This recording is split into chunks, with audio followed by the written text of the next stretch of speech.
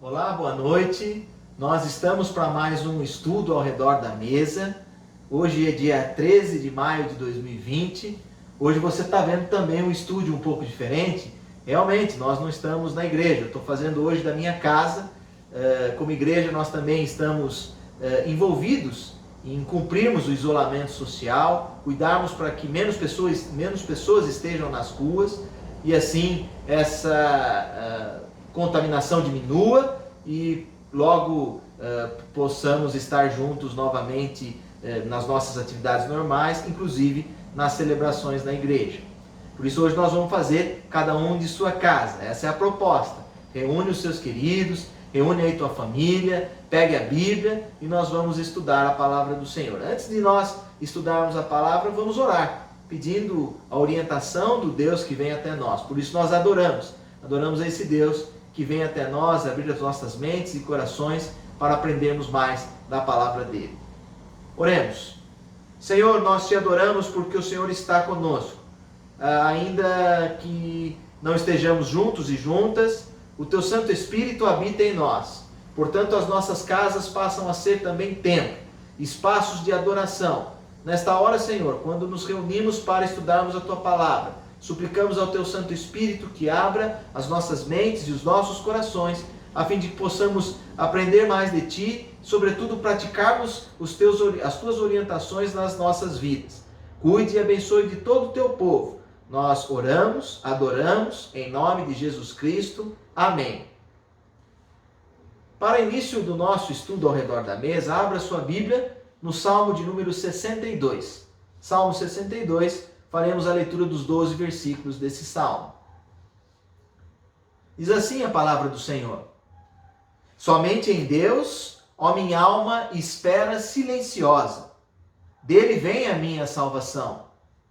Só Ele é a minha rocha e a minha salvação, e meu alto refúgio. Não serei muito abalado. Até quando acometereis vós a um homem, todos vós, para o derribardes, como se fosse uma parede pendida, ou um muro prestes a cair? Só pensem em derribá-lo da sua dignidade. Na mentira se comprazem, de boca bendizem, porém no interior maldizem. Somente em Deus, ó minha alma, espera silenciosa, porque dele vem a minha esperança. Só Ele é a minha rocha e a minha salvação, e o meu alto refúgio. Não serei jamais abalado. De Deus depende a minha salvação e a minha glória. Estão em Deus a minha forte rocha e o meu refúgio. Confiai nele, ó povo, em todo o tempo. Derramai perante ele o vosso coração. Deus é o nosso refúgio. Somente vaidade são os homens plebeus, falsidade os de fina estirpe, pesados em balança. Eles juntos são mais leves que a vaidade. Não confieis naquilo que extorquis, nem vos vanglorieis na rapina. Se as vossas riquezas prosperam, não ponhais nelas o coração. Uma vez falou Deus, 2 vezes ouvi isto, que o poder pertence a Deus. E a ti, Senhor, pertence a graça, pois a cada um retribuis segundo as suas obras. Amém por esta palavra. Eu queria iniciar essa nossa reflexão com uma pergunta. Em quem nós temos confiado? Muitos e muitas de nós têm aguardado em coisas ou em pessoas o seu livramento. Infelizmente, falamos tanto, mas vivemos muito pouco o que diz o versículo 1 que nós acabamos de ler. Somente em Deus encontro paz. É dele que vem a minha salvação. Versículo 1 do Salmo 62, na versão Nova Tradução da Linguagem de hoje.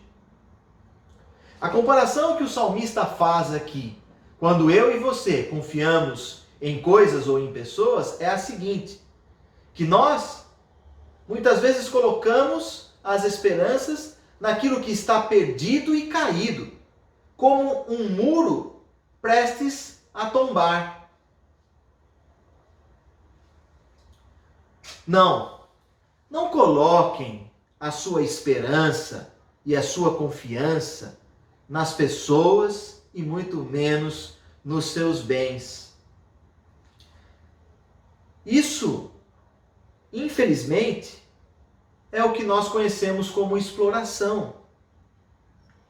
O que eu e você devemos fazer é o seguinte: somente em Deus coloque todas as suas expectativas, toda a tua alma, e espere silenciosamente. Essa expressão de somente em Deus a minha alma espera silenciosa, você tem em 2 versículos no Salmo que nós lemos. No primeiro versículo e no versículo de número 5, ele repete a mesma frase. Portanto, é tempo, meu irmão e minha irmã, de eu e você nos abrirmos diante de Deus, derramarmos os nossos corações, nos entregarmos integralmente diante do Pai. Entendermos que eu e você somos seres ilimitados, ou somos seres limitados, que nós temos começo, meio e fim, que eu não vou resolver todas as questões, mas quem é limitado consegue reconhecer um Deus que não cabe na razão humana. Um Deus que nele subsiste todo o poder.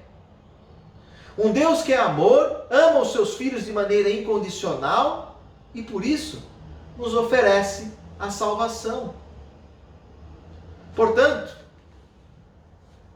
tento aqui mais uma vez deixar a pergunta inicial: em quem nós temos confiado? O salmista nos desafia a confiarmos somente em Deus, colocarmos nele as nossas intenções, derramarmos os nossos corações, nos entregarmos por inteira, sabendo que Ele é o Deus Pai que cuida de nós. Esperamos silenciosamente, ou seja, sem aflição, sem queremos adiantar o processo, ciente de que Deus está atuando pelos seus filhos e filhas. Amém. Por esse primeiro tempo de meditação, nós iremos ouvir com o nosso irmão Wagner, ele, junto com os seus, ele vai nos conduzir com os cânticos e louvores espirituais. Vamos cantar também, porque o cântico certamente aquece os nossos corações.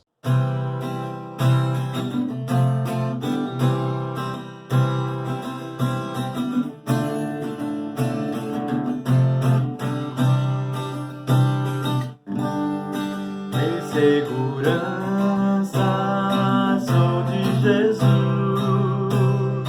por Ele agora vivo na luz, e Deus herdeiro a mim me tornou, pelo teu sangue que me salvou.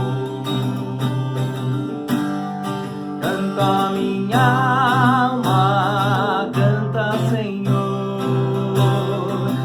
maravilhas do seu amor. Canto a minha alma, canta Jesus,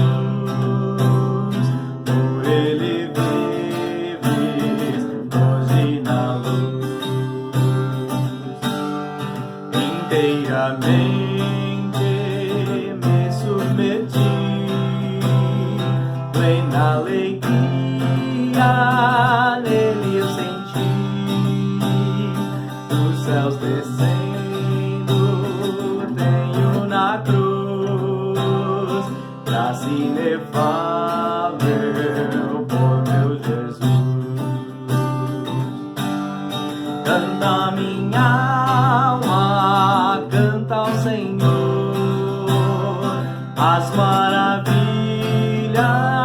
do seu amor. Canta minha alma, canta a Jesus, por ele vive hoje na luz. Sempre submisso, quero viver tua vontade, sempre fazer, rejubilando a todos contar que meu Jesus me veio salvar. Canta minha alma, canta ao Senhor as maravilhas do teu amor. Canta minha alma, canta a Jesus, por ele vive hoje na luz. Canta minha alma, canta ao Senhor as maravilhas do seu amor. Canta minha alma, canta a Jesus, por ele vive hoje na luz.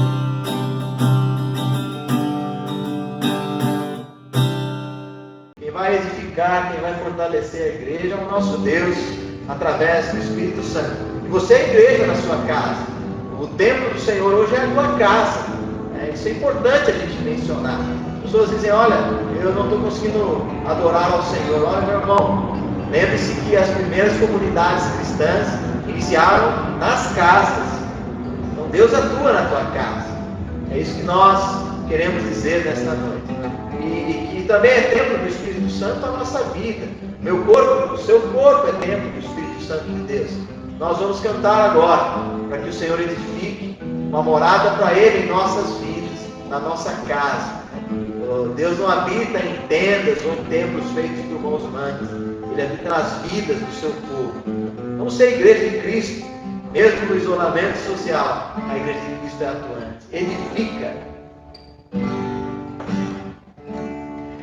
Edifica em mim uma morada para ti, um lugar onde seu Espírito possa sempre estar. Quero ser um verdadeiro templo, Senhor, ser cheio de sua glória, respirar o teu amor em tua presença.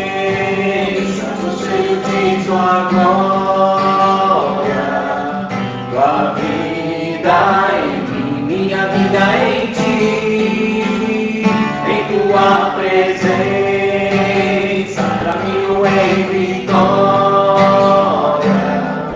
Ó soberano e amado, glorioso, santo, trigo Deus. Edifica em mim uma morada para ti, um lugar onde o teu Espírito possa sempre estar. Quero ser um verdadeiro templo, Senhor, ser cheio de sua glória, respirar o teu amor em tua presença, caminho em vitória. Ó soberano e amado, glorioso, santo, santo, santo. Ó soberano e amado, glorioso, santo,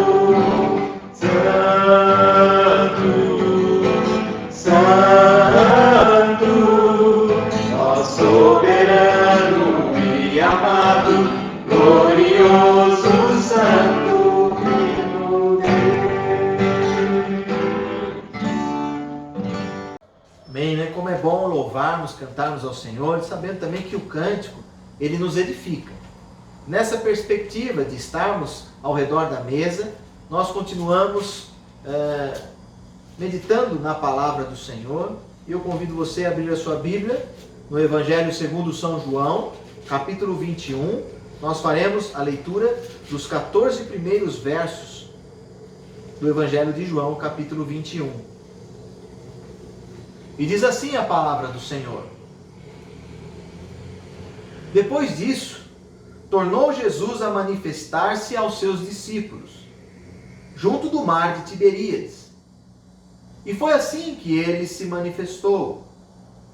Estavam juntos Simão Pedro, Tomé, chamado Dídimo, Natanael, que era de Caná, da Galiléia, e os filhos de Zebedeu, e mais 2 dos seus discípulos. Disse-lhe Simão Pedro: Vou pescar. Disseram-lhe os outros: Também nós vamos contigo. Saíram e entraram no barco. E naquela noite nada apanharam. Mas ao clarear da madrugada, estava Jesus na praia. Todavia, os discípulos não o reconheceram que era ele. Perguntou-lhe Jesus: Filhos, tendes aí alguma coisa de comer? Responderam-lhe: Não.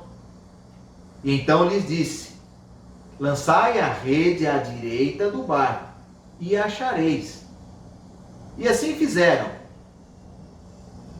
E já não podiam puxar a rede. Tão grande era a quantidade de peixes. Aquele discípulo a quem Jesus amava disse a Pedro: É o Senhor. Simão Pedro, ouvindo que era o Senhor, cingiu-se com sua veste, porque se havia despido, e lançou-se ao mar. Mas os outros discípulos vieram no barquinho puxando a rede com os peixes, porque não estavam distantes da terra, senão quase 200 côvados. Ao saltarem em terra, viram ali umas brasas, e em cima peixes, e havia também pão. Disse-lhe Jesus: Trazei alguns dos peixes que acabastes de apanhar. Simão Pedro entrou no barco e arrastou a rede para a terra, cheia de 153 grandes peixes. E não obstante serem tantos, a rede não se rompeu. Disse-lhe Jesus: Vinde, comei. Nenhum dos discípulos ousava perguntar-lhe: Quem és tu? Porque sabiam que era o Senhor. Veio Jesus, tomou o pão e lhes deu, e de igual modo o peixe. E já era esta a 3ª vez que Jesus se manifestava aos seus discípulos, depois de ressuscitado dentre os mortos. Amém por esta palavra. Eu queria refletir um pouco sobre esse texto, pensando na condição daqueles discípulos. Certamente aqueles homens deviam estar entediados, Entediados aqui, tristes, cansados por não saber mais o que fazer. Como se estivessem sem uma direção, sem uma orientação. Afinal, o líder daqueles discípulos havia morrido. E eles estavam sem perspectivas. Sem essa orientação ou sem perspectiva, Simão Pedro toma uma decisão. Ele fala: eu vou pescar. Os demais que o acompanhavam decidiram ir junto com Pedro. E naquela noite, a passagem nos orienta que eles não conseguiram pescar nada. Foi uma pesca frustrada para aqueles homens.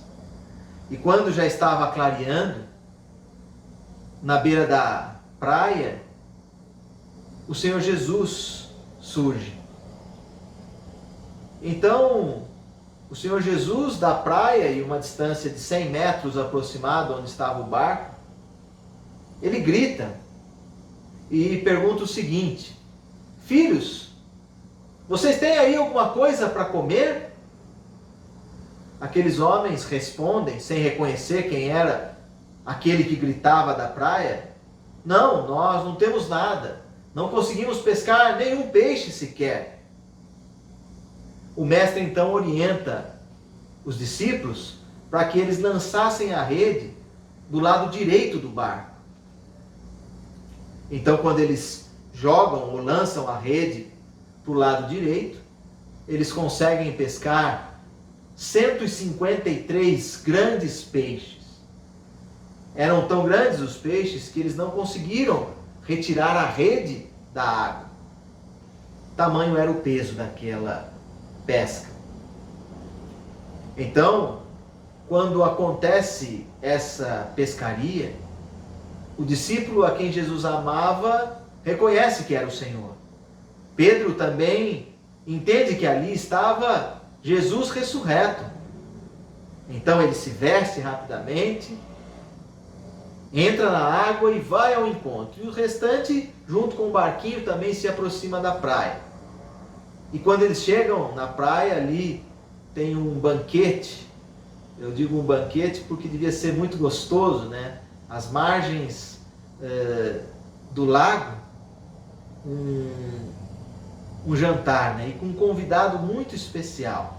Um jantar regado a peixe assado e pães. Sobretudo importante porque ali estava Jesus. Jesus então ceia com aqueles homens. Que alegria, né?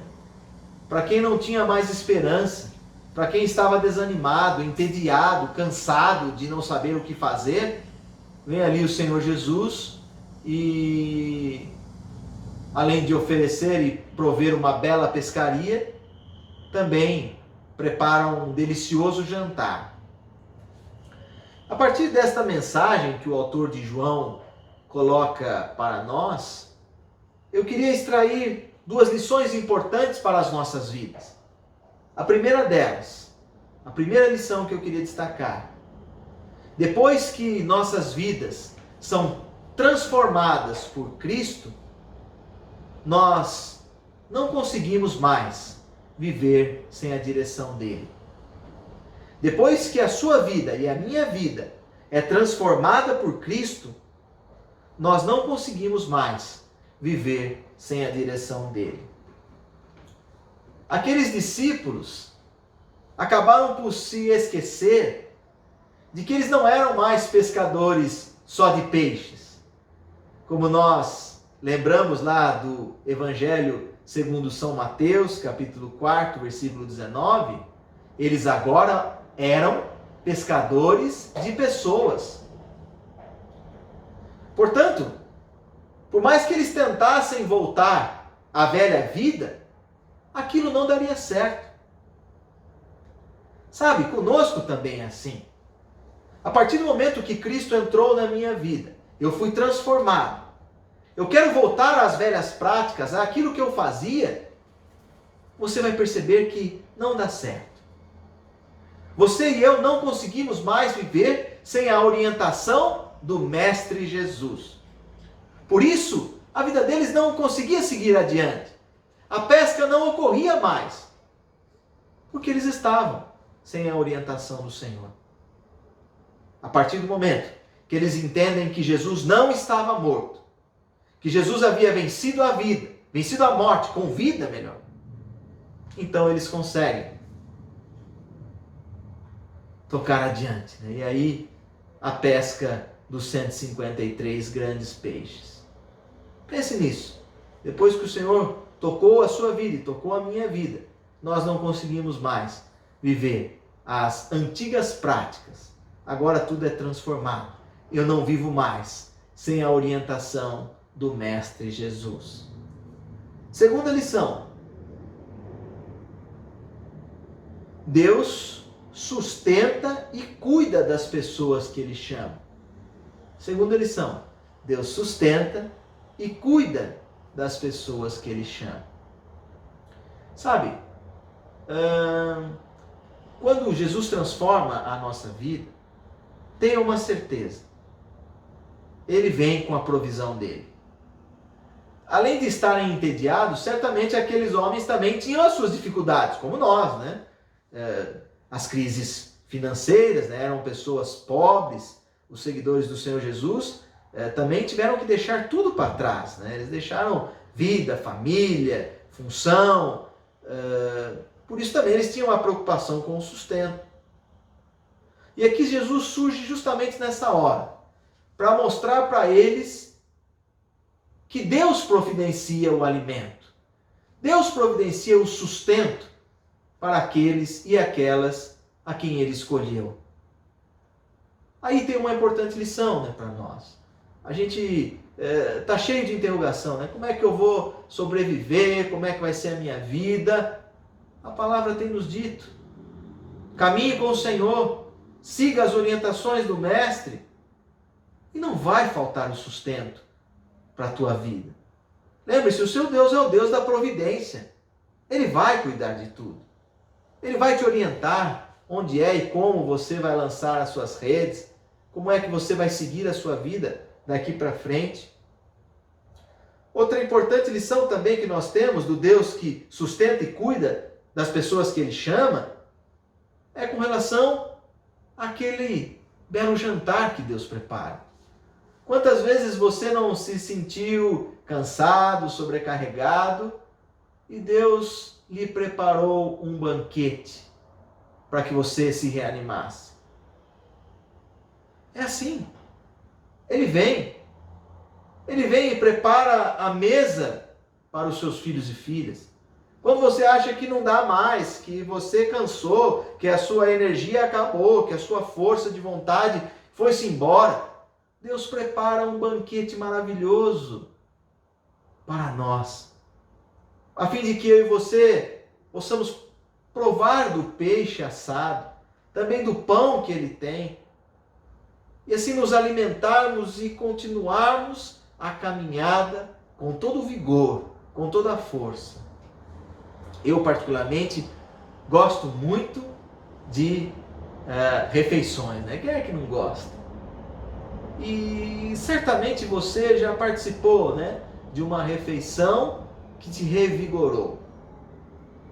Essa refeição é a palavra de Deus.